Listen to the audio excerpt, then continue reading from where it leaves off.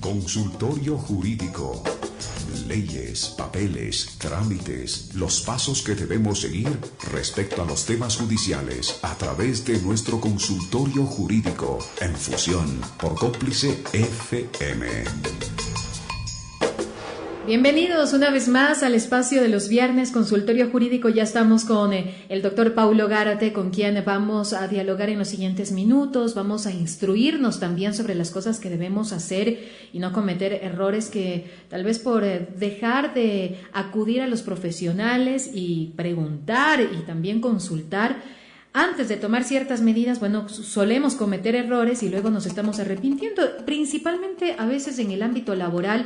Ahí es donde se ven más esos errores que son llevados a cabo, pero por no consultar previamente. Y justamente el doctor Paulo Gárate nos va a dar respuesta a algunas inquietudes que se les ha hecho llegar justamente a través de su página web. ¿Qué tal, doctor? Buenas tardes, bienvenido. Marlene, muy buenas tardes con todos quienes nos escuchan.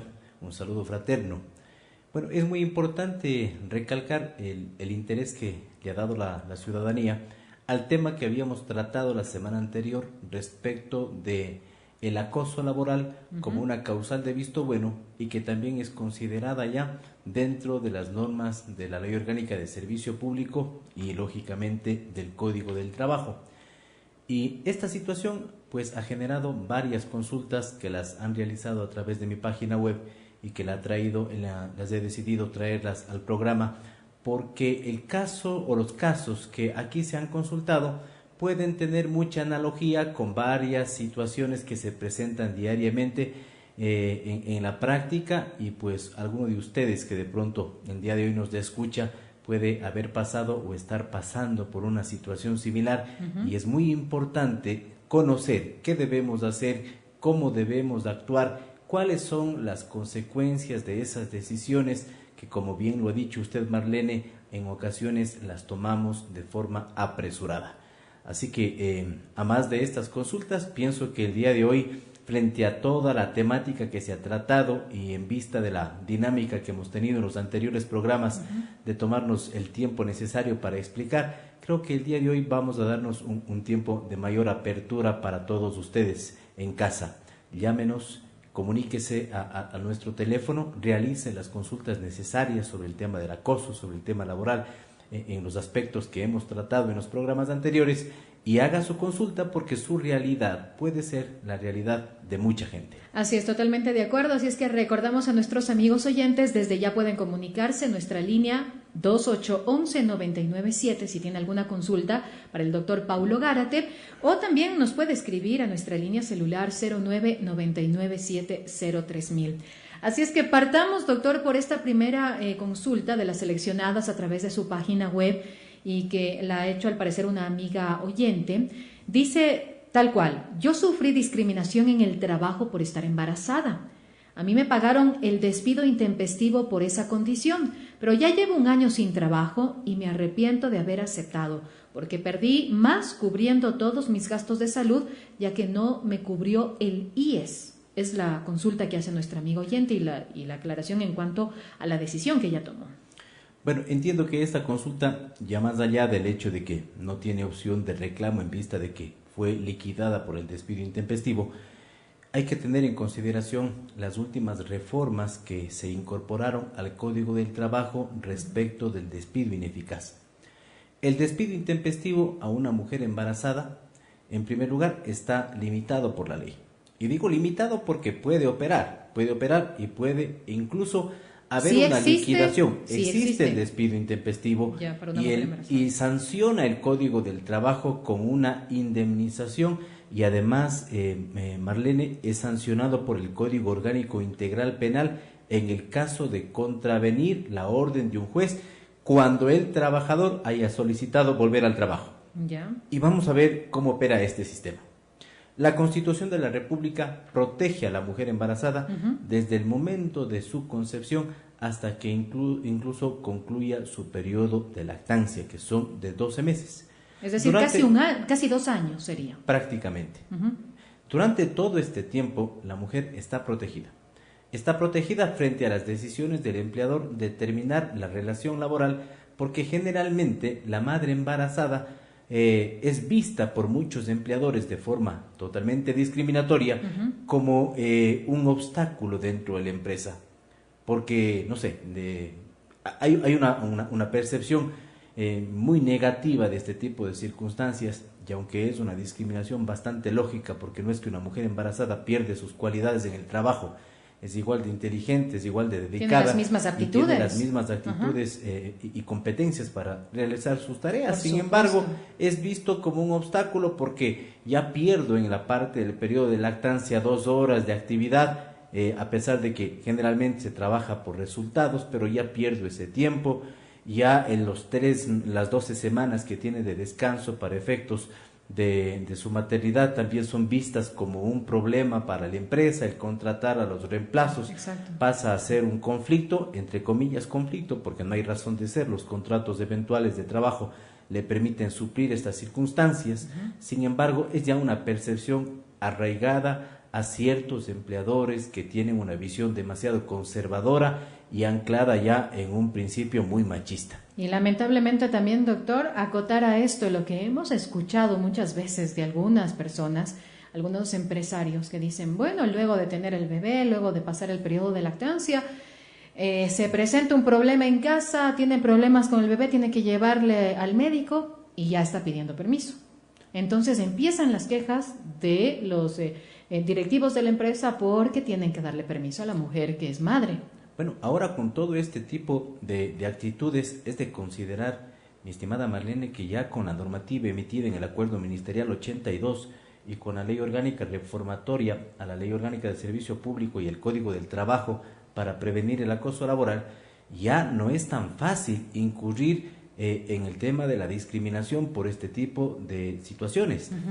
Si bien es cierto, la ley actualmente daba una protección a la mujer embarazada hasta el periodo de lactancia, con la normativa de discriminación y con la normativa de prevención del acoso laboral, ya prácticamente se extendería a largo plazo. Y es indefinido. Es positivo en el alcance de la normativa, porque si la mujer, por su situación de género, por su condición, es discriminada por este tipo de circunstancias que bien las acaba usted de recalcar como una experiencia, pues esto en la práctica ya estaría sancionado con una indemnización por discriminación en conformidad con el Código del Trabajo. Qué interesante. Pues yo no puedo ya despedir de alguien por discriminación. Ese despido me cuesta 1 año de remuneración de ese trabajador. Uy. Pero remitámonos al qué deber hacer. ¿Qué deber hacer cuando alguien tenga la experiencia de nuestra amiga? No nos explica si está sujeta al Código del Trabajo o a la Ley Orgánica de Servicio Público, así que voy a enfocarlo desde los dos ámbitos. Ya. En primer lugar, en el Código del Trabajo, usted actualmente tiene ya en el artículo 195.2 la acción de despido ineficaz. ¿Qué quiere decir el despido ineficaz? Pues no procede actualmente, de acuerdo a nuestra legislación, el despido intempestivo a una mujer embarazada, por más que de pronto el empleador tome la decisión de indemnizarla. Así tenga los recursos y diga, yo tengo todo, le puedo indemnizar, no hay problema, no puede hacerlo. No puede hacerlo siempre y cuando este derecho sea ejercido y reclamado por la mujer embarazada. Ella puede asistir, por supuesto, ella puede asistir ante el juez del trabajo dentro de los 30 días siguientes al haberse suscitado esta notificación de despido y pedirle al juez que se le reincorpore al trabajo. Y de esta forma, que es un derecho que ella tiene, pues el empleador prácticamente queda limitado a validar la indemnización por más que quiera hacerlo. Y aquí se van a presentar dos circunstancias. ¿Cuáles son? La primera circunstancia, que ya es una obligación del juez del trabajo, calificar el despido ineficaz, y el despido ineficaz se va a aprobar simplemente con el certificado emitido por el médico justificando su situación de embarazo, y pues en esta base deberá disponer que el empleador la reciba nuevamente a su cargo y que respete la estabilidad que está llamado dentro del sistema de protección durante todo el periodo de embarazo, el parto, el descanso por maternidad y el tiempo de lactancia. Muchísimo ojo que esto es para sector privado y sector público. Correcto. Entonces, en el caso particular, ¿no es cierto? En el caso particular de la mujer embarazada, si aplica ya el despido ineficaz sobre esta circunstancia y el empleador se niega a recibirla, el empleador puede ser notificado con el inicio de un proceso de carácter penal sustentado en el artículo 282 del Código Orgánico Integral Penal, que es el desconocer las decisiones de autoridad. En este caso, la autoridad es el juez. Y el juez le está disponiendo: señor, cumpla, reintégrele a sus funciones. Y si él no lo hace, puede ser sancionado con una pena de prisión de 1 a 3 años. Dios mío, la situación es grave Es para complicado. quien intente hacer algo como esto y no tomar en cuenta las decisiones del juez, lo que está mandando, y no porque la juez se le ocurra nada más, sino porque ya está establecido en las leyes. Existe una normativa. A lo mejor en el tiempo en que nuestra compañera o amiga que nos hace la consulta fue despedida, no estaba aún vigente el despido ineficaz como figura. ¿Desde cuándo está vigente? Bueno, nosotros tenemos las reformas a la ley de justicia laboral, que ahí ya empieza a implementar la teoría del despido ineficaz desde el año 2015. ¿sí? Entonces, en este caso nos dice hace aproximadamente un año, entiendo de que no cumplió con la acción de despido ineficaz, no presentó la acción de despido ineficaz y por lo tanto fue indemnizada con el tema del despido. Pero ¿qué es lo que ella pierde? ¿Por qué entiendo yo el arrepentimiento de parte de ella de haber recibido esa liquidación? Claro. El empleador, como usted decía, Marlene, tiene plata y le dijo, bueno, termino la relación laboral, no importa, le pago la liquidación. ¿Cuál es la liquidación que le corresponde? Si es que trabajaba menos de los 3 años, pues tiene derecho a 3 remuneraciones. Si trabajaba más de 3 años, el derecho a una remuneración por cada año de servicio. Pero en el caso particular de la mujer embarazada, independientemente de la indemnización a la cual tiene derecho, normalmente se le suma una indemnización equivalente a 12 remuneraciones o a un año de remuneración. ¿Sí? Es bastante. Entonces, lo que decía usted hace fuera de micrófono, exacto. Puede parecer que en ese instante es bastante dinero. Claro. Sí, porque si alguien gana en promedio, voy a ubicar un valor fijo, gana un promedio de $1,000. Si yo trabajé 3 años, pues recibiré $3,000 por el despido intempestivo, más $12,000 por concepto de la indemnización en razón de ser mujer embarazada. Casi Entonces, $15,000. $15,000 en este momento puede resultar muy positivo. Pero estamos ubicando un sueldo muy bueno.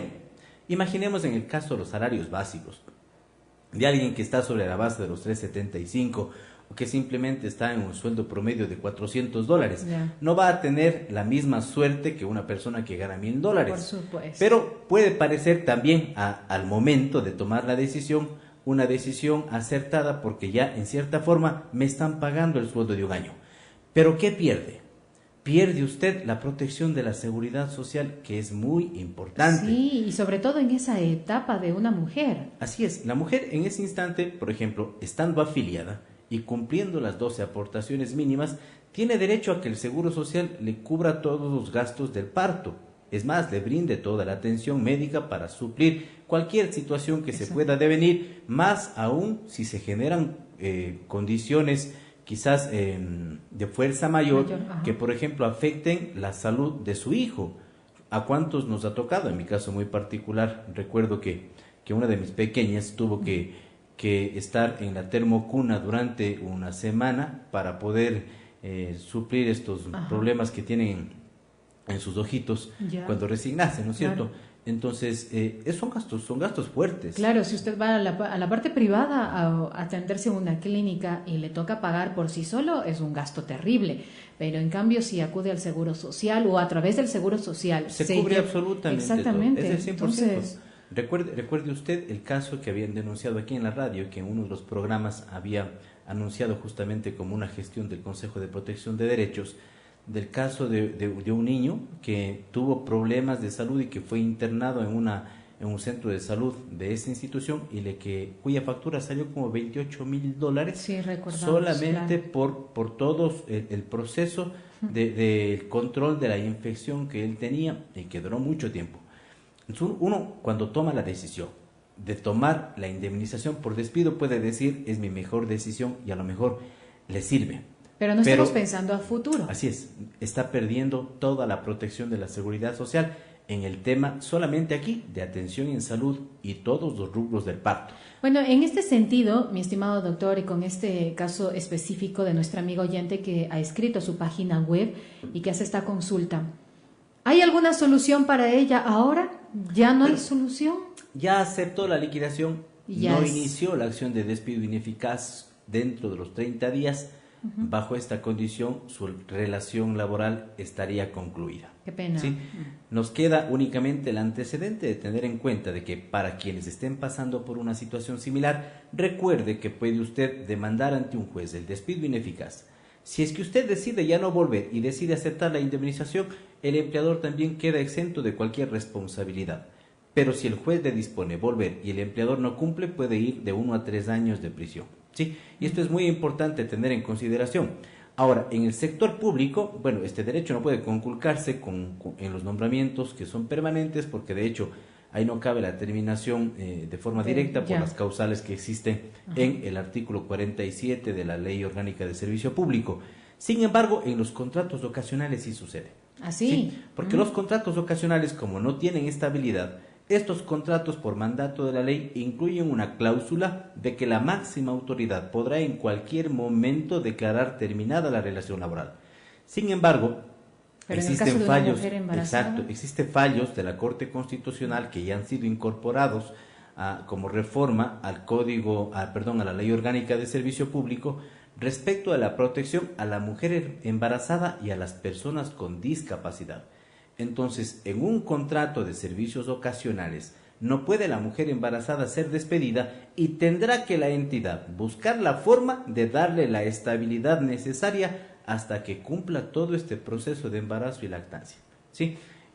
¿Qué pasa con este tipo de circunstancias? El contrato, por su naturaleza, tiene una temporalidad y tiene que renovarse por mandato de la ley, pero tendría una temporalidad condicionada a su embarazo.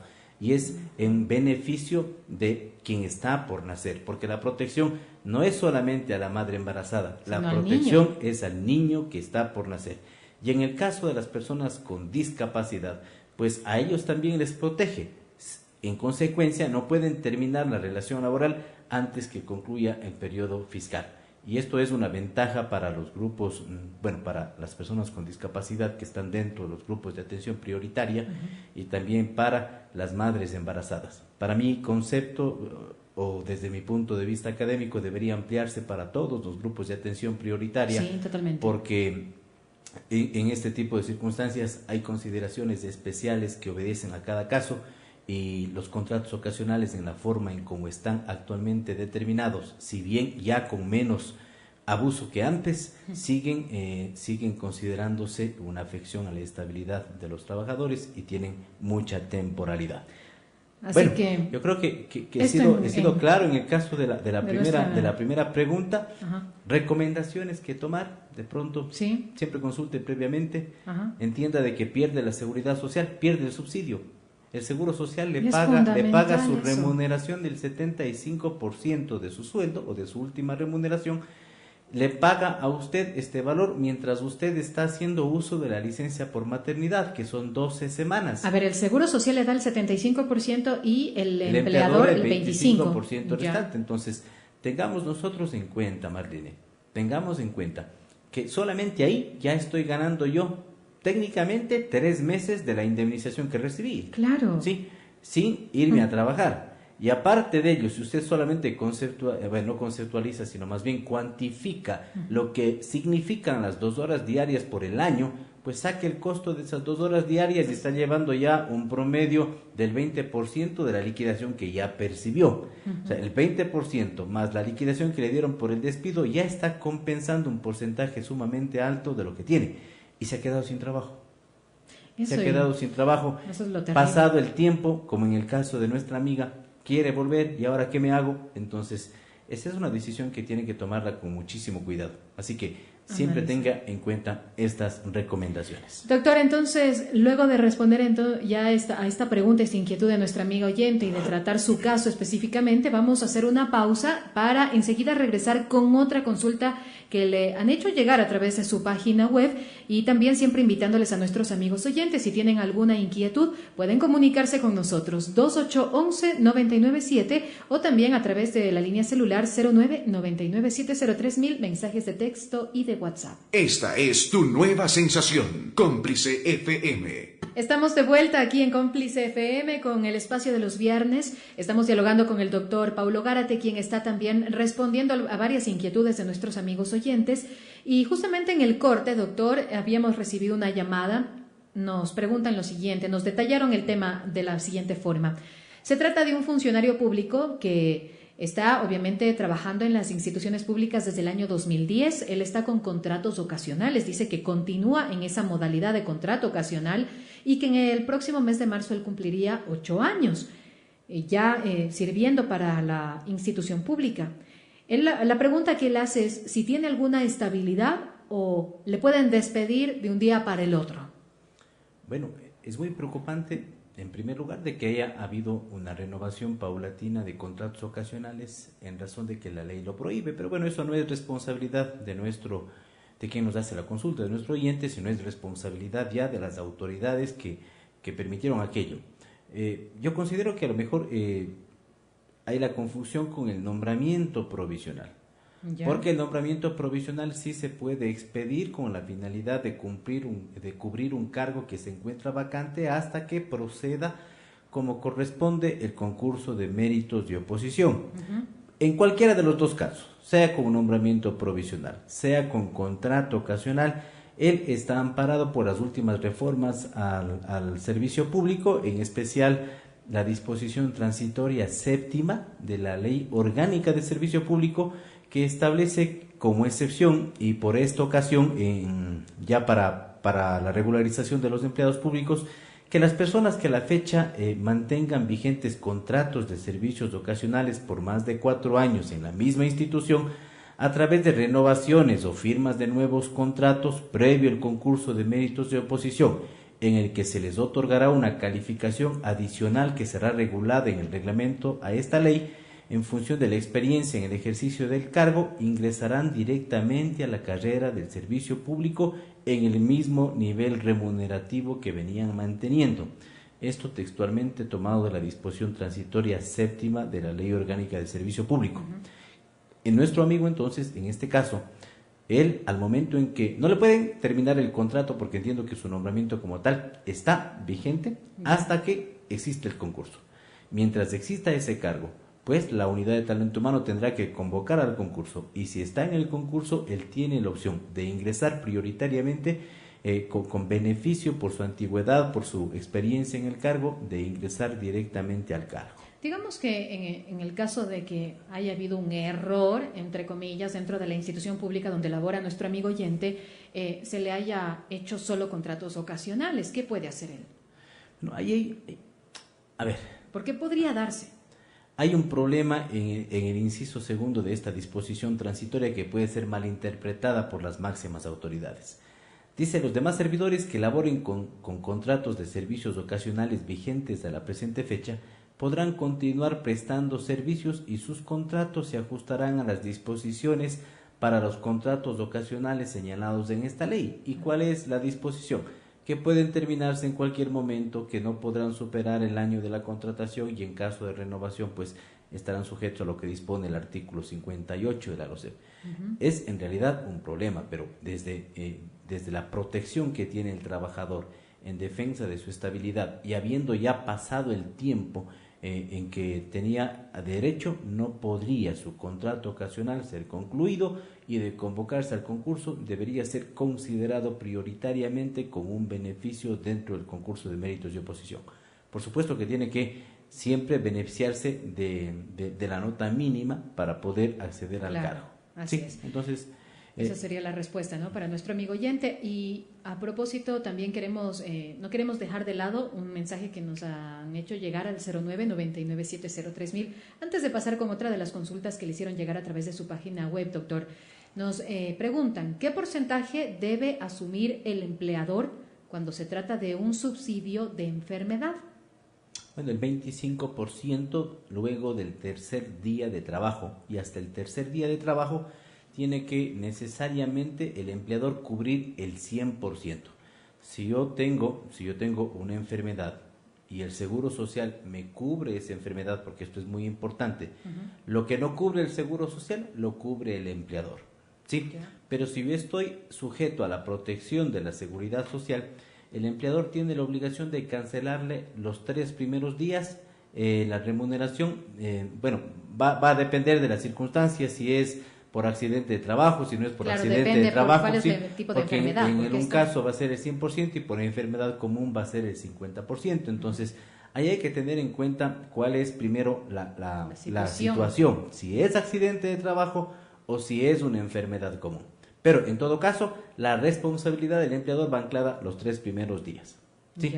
Pasado el tercer día, ya asume la Seguridad Social el subsidio por enfermedad, siempre y cuando sea continuo, porque esto también es muy importante. Yo me enfermo lunes y martes ahora, y la próxima semana me vuelvo a enfermar el lunes y martes, nunca excedí los 3 días. Claro. En consecuencia, el Seguro Social no le va a cubrir el subsidio y todos estos valores quedarán siempre ya a cuenta del empleador.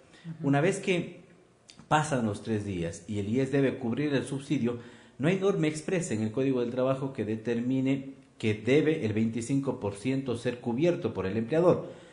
Sin embargo, la norma propia del Código del Trabajo determina de que todo lo que no sea cubierto por la Seguridad Social debe ser cubierto por el empleador, y se entiende que el tema de los subsidios pues está inmerso dentro de esta normativa. Sí. Listo, doctor. Y a propósito de enfermedad, vamos con la siguiente consulta también que le han hecho llegar a través de su página web. Nos mencionan tal cual: yo por razones de enfermedad empecé a faltar a mi trabajo. Fui despedido faltando unos días para cumplir el tiempo para la jubilación. Y pese a eso, la empresa me despidió. Bueno, es una práctica muy usual. ¿Ah, sí? Pero sí, es una práctica muy usual por varias consideraciones. Primero, hay que tener en cuenta que de conformidad con el Código del Trabajo, usted tiene derecho, cuando ha trabajado en una misma empresa por 25 años, usted tiene derecho a acceder a la jubilación patronal. Pero este derecho es cumpliendo los 25. Sin embargo, como excepción se establece que si es que el trabajador fuere despedido desde los 20 años de servicio, también tiene derecho a acceder a la parte proporcional de su jubilación patronal. En consecuencia, si es que la relación laboral se ha mantenido con normalidad, el derecho a la jubilación le asiste al trabajador a los 25 años. Sin embargo, si es que fue despedido, el derecho ya le asiste a partir de los 20 años. ¿Qué es lo que hacen las empresas? Como es una pensión de carácter vitalicia que tienen que cancelarla, ¿sí? Una pensión de por vida. La empresa tiene que cancelarle al ex trabajador, independientemente de que tenga la jubilación en el Seguro Social, porque hay algunos que le dicen, pero ya tiene usted la jubilación en el IES. El IES lo único que le determina es la posibilidad de tener una o doble jubilación. La doble jubilación es la jubilación patronal, y sobre esa base pues establece un mínimo para poder tener una pensión vitalicia. Pero el Código del Trabajo, en ese mínimo que determinó, pues no le quita el derecho de tener esta pensión de por vida. Y las empresas saben que eso es un costo, así que prefieren despedirle a los 19 años. Antes de que ¿En qué tiempo nos decía? Bueno, él menciona, dice, empezó a faltar al trabajo cuando por razones de enfermedad fui despedido faltando unos días para cumplir el tiempo para la jubilación. Entendemos que estuvo ya unos 19 años, 11 meses, ¿no es cierto? Exacto. Y le despidieron para no llegar a los 20 años, porque al momento en que llegan a los 20 años y lo despiden, ya tiene derecho a la jubilación patronal. Claro, ya tiene la obligación la empresa de darle esa jubilación. Claro, y nótese lo que nos indica nuestro oyente, también estuvo enfermo. ¿Sí? Es ese entonces un proceso de discriminación. Hay discriminación en este caso, y de hecho ya con las reformas que hemos hecho referencia sobre la prevención del acoso laboral y el Acuerdo Ministerial 82 que está vigente respecto del tema de la discriminación, pues sería muy claro que este hecho calificaría como discriminatorio, más aún cuando se trata de privarle ya de su derecho del permiso por enfermedad y también de su derecho a la jubilación. Desde mi punto de vista, es discriminación. La empresa podría ser intervenida, tener una multa que represente también una sanción administrativa por parte del Ministerio de Trabajo, y el trabajador, aquí no hay la figura del despido ineficaz, lamentablemente, en el caso de los trabajadores, como pasa en el caso de la mujer embarazada. No hay la figura, pero debería existir, porque son grupos de atención prioritaria. Porque es una persona que se va a jubilar. Se va a jubilar, entiendo que ya debe estar entre los 60 y 65 años de edad, si bien es cierto, no en todos los casos va a llegar a la mayoría de edad para calificarse como adulto mayor, pero hay que considerar que ya está en ese proceso, ya por su edad, por su enfermedad, está siendo excluido porque dejó de ser útil para la empresa. Pero, por ejemplo, este amigo oyente que fue despedido a pocos días de jubilarse, ¿qué puede hacer después de que la empresa le despide? Bueno, presentar la demanda por despido intempestivo. Esto lo hace en el Ministerio de Trabajo. Bueno, inicialmente al Ministerio como reclamo administrativo por la tutela que tiene el inspector del trabajo, y si no tiene respuesta, pues ya la liquidación tendría que practicarse ante un juez de trabajo. Generalmente aquí es contrario a lo que sucede en tiempos menores de despido, ¿no es cierto? Si yo le despido a unos 4 o 5 años, la carga de la prueba conviene que vaya hacia el trabajador. Pero cuando se suscitan estas situaciones de las empresas que deciden despedirle antes de los 20 años, se aseguran de que el despido esté hecho. ¿Sí? Se aseguran, buscan asegurarse, hacen el aviso de salida por despido intempestivo y dejan todas las evidencias del caso para que no haya duda que la relación laboral terminó. Porque ese es el efecto, ese es el ahorro que tiene la empresa. La empresa lo que dice es, bueno, yo prefiero pagarle una indemnización por 20 años que tener que pagarle en cualquier momento una indemnización por despido y una pensión vitalicia por toda la vida. Claro. Entonces, de una u otra forma, en forma contable, esto, por ejemplo, representa un ahorro muy sustancioso para la empresa, y para mí, por ejemplo, es uno de los actos de discriminación sobre los cuales no existe hasta ahora un caso concreto en donde se haga esta verificación. Habría que revisar, por ejemplo, si ya en el artículo 6 del Acuerdo Ministerial 86, que habla sobre las prohibiciones de discriminación en el espacio laboral, puede ingresar, por ejemplo, este caso concreto en varias de las causales que se encuentran ahí determinadas. Para mí sí hay un caso de discriminación y debería ser sancionado por el Ministerio de Trabajo. Sí, estamos de acuerdo, doctor, con eso. Qué pena en realidad que empresas tomen esta actitud, y sobre todo en personas que ya están dispuestas a jubilarse. ¿Por qué la discriminación? Sabemos que es la carga, como usted lo acaba de decir, económica, ¿no?, para la empresa, pero también tome en cuenta todos los años que trabajó esa persona para esa empresa, el derecho que tiene. Así es, le dio todo en la productividad, dio todo los mejores años de productividad en su empresa, y al final que una empresa le pague de esta forma, sí, lamentablemente es falta de nobleza. Así, pero pasa. Esa es la realidad. No nos vamos a sorprender de cómo se vulneran los derechos en forma directa, indirecta o con acciones negativas, como es el caso concreto, pero no tenemos una normativa que, por ejemplo, en estos casos en particular, aplique el despido ineficaz. El despido es una decisión del empleador para indemnizarle al trabajador o con la pena de indemnizarle al trabajador. Si lo cumple, pues bueno, está despedido. No hay una estabilidad absoluta en el sector privado, y esto ha sido cuestionado muchas veces en el ámbito laboral por varios doctrinarios. Por eso hablamos de la estabilidad absoluta y la estabilidad relativa.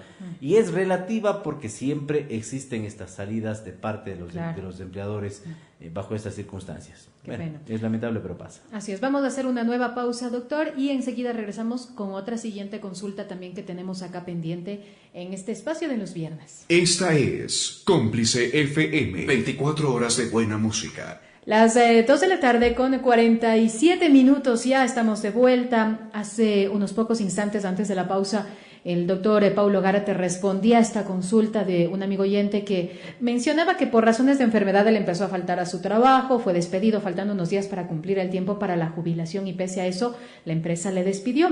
Doctor, pero si pese a todo esto actualmente el empleado puede hacer algo al respecto con la entrada de la ley ya en vigencia o que se tome en cuenta lo que mencionábamos hace unos instantes, como él recibiría algo más adicional.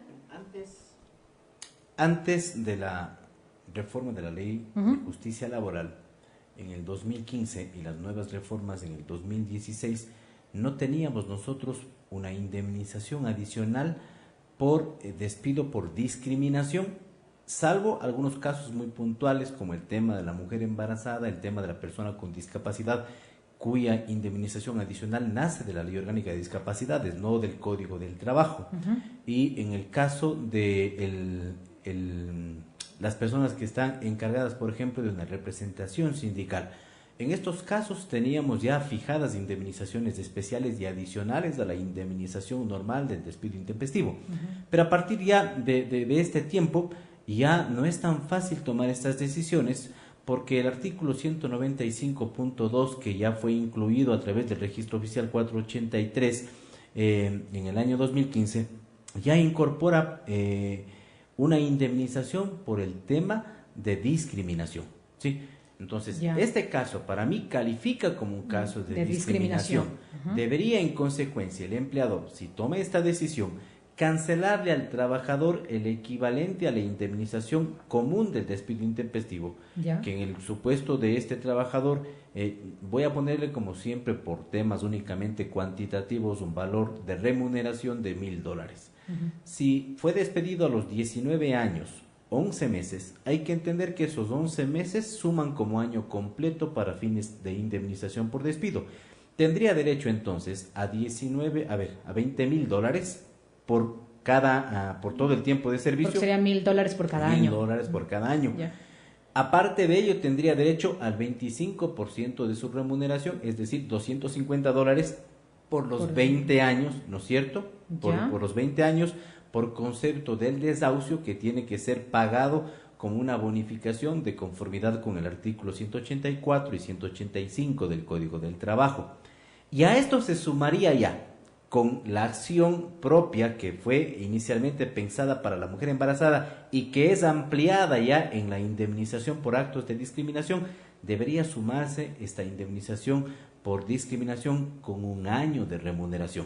Es decir, tendría adicional a la indemnización que acabamos de destacar un valor de $12,000, ¿sí? Porque representa un año, más los 20,000 y más el desahucio, que sería en suma la indemnización a la cual tendría derecho el trabajador.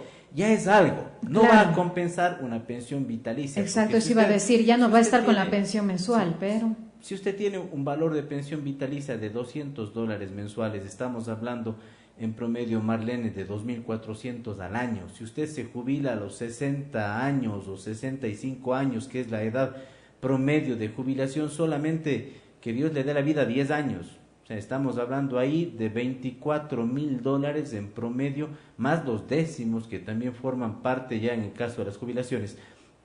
A ver, bueno, en este caso una pensión vitalicia, estoy tomando ya más bien el tema de la jubilación de la seguridad social.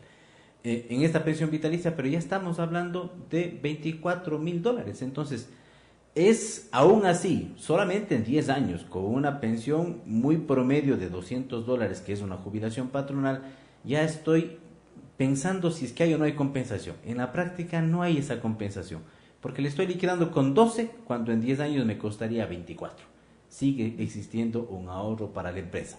Entonces voy a pensar mal y de pronto no quiero que se me malentienda como algo sarcástico o de pronto fuerte, pero yo pienso que la mejor opción para los empleadores es esperar que el jubilado fallezca lo más pronto posible. Es duro pensar terrible. Aquello, pero no descarto que en alguna mente por ahí esté esa concepción de decir, bueno, ¿cuándo se muere para dejar de pagar la pensión? Pero eso, por ejemplo, no es una concepción desde el punto de vista humano, por supuesto, pero lamentablemente son situaciones que en la práctica se da. la situación humana, la calidad humana, el respeto a este derecho que es humano, muchas veces es visto solamente como objeto y no como sujeto de derechos. Simplemente cuenta el capital, el cuánto me ahorro, sin importar qué sacrifico, a pesar de que puede ser una vida.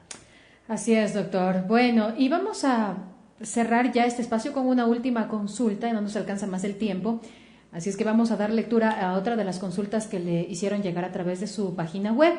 Nos dicen lo siguiente: un grupo de choferes de una empresa que fuimos contratados con periodo de prueba de 90 días, fuimos contratados por una empresa para repartir el producto. Como éramos como 36, decidimos asociarnos y formar un sindicato para defender nuestros derechos porque nos estaban explotando. Al momento en que hicimos la reunión, nos mandaron a todos indicando que estamos a prueba. ¿Es eso discriminación? Es lo que pregunta. Bueno, yo creo que en primer lugar hay que tener en consideración en qué casos yo puedo celebrar un contrato de prueba con todos los trabajadores y en qué casos la ley me limita a mí a hacer una contratación masiva con periodo de prueba. Así es, son 36 personas, dice. Claro, o sea, entiendo yo. A ver, para que sean 36 personas hay que tener en cuenta algunos aspectos. ¿Cuándo estoy yo excluido de cumplir el porcentaje de contratación en prueba en las empresas? Estoy excluido cuando empiezo mi negocio. ¿Cuál es la declaración de inicio de su negocio? El inicio de su actividad económica a través del registro único de contribuyente. Si yo inicio mi actividad laboral, tengo 6 meses de gracia, digámoslo así, para contratar a todo el personal al 100% bajo la modalidad de prueba que dura 90 días. La prueba en esta condición determina de que tanto el empleador como el trabajador pueden a su arbitrio y de forma unilateral incluso tomar la decisión de terminar el contrato de trabajo sin que la terminación constituya una causal para despido intempestivo o conlleve en cierta forma el despido intempestivo como una indemnización. Porque es un periodo de prueba nada Porque más. es un periodo de prueba en donde las partes buscan acoplarse dentro de las relaciones de trabajo y eso está permitido por la ley. Sin embargo, cuando yo ya pasé estos 6 meses, ya no puedo contratar a todo el personal bajo el periodo de prueba, sino únicamente el 15% de mi planta laboral. ¿Sí? Entonces eso implicaría que por cada 100 trabajadores yo puedo contratar solamente a 15 bajo el periodo de prueba. No puedo contratar a 20 y en este caso a 36. Yo tendría que entender que esta empresa debe ser una mega empresa que tenga en promedio 250 trabajadores, claro, para que pueda manejar, bajo esta expectativa, pueda manejar una contratación de 36 trabajadores en periodo de prueba. Si este no es el caso, aquí cabe una pregunta. Si es que yo no puedo contratar más del 15% del periodo en periodo de prueba, ¿a qué trabajador le saco? ¿Sí? ¿Debo yo escoger arbitrariamente y decir, a ver, Marlene, usted no me cae muy bien, así que voy a seleccionar unos cuantos que están por acá y a esos cuantos les hago quedar y a estos se van? ¿Puedo hacer eso? Eso no es discriminación aquí. Por supuesto que es discriminación. Es discriminación. Eso es un tema que ya está vigente con la nueva normativa que hemos hecho mucha referencia. Eso, en primer lugar, califica como discriminación. Así que me convendría a mí que me terminen un contrato supuestamente en el periodo de prueba con una cláusula que sería nula, porque ya pasé por el tiempo, por el porcentaje que me permite la ley. Y todas las cláusulas que están contra derecho, en contra de la norma, por más que estén reconocidas por parte del trabajador, no generan obligación ni derecho de ninguna naturaleza. Es mi percepción, bajo este caso y en la consulta que nos hace nuestro amigo, que si es que la empresa, a ver, en primer lugar aclaro, si no tienen el porcentaje o están sobre el porcentaje del 15%, qué pena, esa cláusula de prueba en el contrato es nulo y el contrato es indefinido. Y al ser indefinido, si es que la relación laboral terminó el contrato de trabajo, aludiendo a la existencia de un periodo de prueba que no existe, pues deberían liquidarles con una indemnización por despido intempestivo. Aclaro que el empleador puede también contratar el 100% de su planta laboral cuando implemente una sucursal. Ya que es como casi abrir una nueva empresa. Casi abrir una nueva empresa. Y en esta sucursal podría volver a contratar bajo el periodo de prueba. Y además hay otras limitantes que, bueno, no vienen al caso de la consulta, pero hay que tener en cuenta de que, por ejemplo, si usted ya contrató a un trabajador en un cargo en periodo de prueba, si lo vuelve a contratar, ya no puede fijar periodo de ya prueba. Ya no es periodo de prueba, claro. Ya no puede fijar periodo de prueba. Y esto hay que tenerlo siempre en cuenta. Así que recuerden, vean muy bien en su empresa, antes de fijar el periodo de prueba en el contrato, si está o no está cumpliendo con el porcentaje. Porque el trabajador, si llega a tener una información de que no es así, si le notifica con el periodo de prueba, le diría, mire, ¿sabe qué? Usted ya superó el plazo, además de ser multado por el ministerio, que la multa es alta, que podría llegar a representar casi la misma liquidación que tendría con el trabajador, pues estaría muy complicado determinarle la relación laboral. Aquí nuestros amigos oyentes entonces de este grupo de choferes deben analizar cuál es la situación en realidad de la empresa, tener en cuenta y yo creo que en ese periodo de prueba ellos tal vez ya conocen un poco más y tienen una idea de cuántos empleados tendrá la empresa. Deben tener la idea y ahora ya deben estarse haciendo la idea. Bueno, la consulta la habían hecho abiertamente. No creo que es de acá de Cuenca, no sé. ¿De dónde puede ser tal vez de otro lugar? Sí. Porque también hay que recordar que nos escuchan en otras partes del país y del mundo a través de nuestra página web. Entonces tal vez alguien que nos escuche en otro lado y esté pasando por esta situación. Probablemente, pero bueno, el día de hoy están muy atentos al programa, así que les he ofrecido hacer la consulta en este programa. Una cosa que tienen que tomar en cuenta, si ya tomó el grupo la decisión de integrar en asamblea el sindicato, eso también ya es discriminatorio y la indemnización, independientemente de que está fuera del concepto del periodo de prueba, que recibiría la indemnización normal, pues ya se generaría también un despido a personas que están ya por representación sindical. Que tienen una organización. Por lo tanto, es más grave la situación. Por supuesto, la liquidación por despido intempestivo también se beneficiaría en igual consideración al despido, por ejemplo, que está contemplado ya en el Código del Trabajo para las personas que ejercen representación sindical. Por discriminación, 1 año más del despido habitual. Entonces, despedir a 36 empleados. Debe tener un buen presupuesto la empresa para poder liquidar. Debería tener un buen presupuesto y esperemos que así sea. Doctor, no nos queda más tiempo para responder a más preguntas, pero yo creo que la próxima semana podríamos hacer esta misma metodología en el caso de tener más consultas en interno, a través de la web, a través de los mensajes que a veces nosotros también le hemos estado compartiendo a usted ya fuera de horario, para que nuestros amigos oyentes también puedan asesorarse, porque como usted lo mencionaba bien al iniciar este programa, hay situaciones que pueden ser muy semejantes a lo que uno está viviendo o a lo que algún conocido está viviendo. Entonces, por ahí tenemos la asesoría que necesitamos en estos casos. Así es que, doctor, de aquí será hasta el próximo día viernes. Así es, Marlene. Un gusto haber compartido con todos ustedes este programa. Siempre estamos prestos a brindarles toda la asesoría necesaria. Escriban a nuestra página web www.garateasociados.com. Tienen ustedes ahí un chat en línea y además tienen la opción de remitir sus correos electrónicos con todas las inquietudes. Muchas de las inquietudes las vamos a venir tratando en el programa para beneficio de todos quienes en situaciones analógicas pues tengan una situación similar. ¿Sí? Y en los otros casos siempre procuro en la medida de lo posible responderles a todos. Si de pronto no les respondo inmediatamente, comprendan, en ocasiones por temas laborales no puedo, pero nunca he dejado de responder. Están ustedes con toda la confianza de que van a tener la asesoría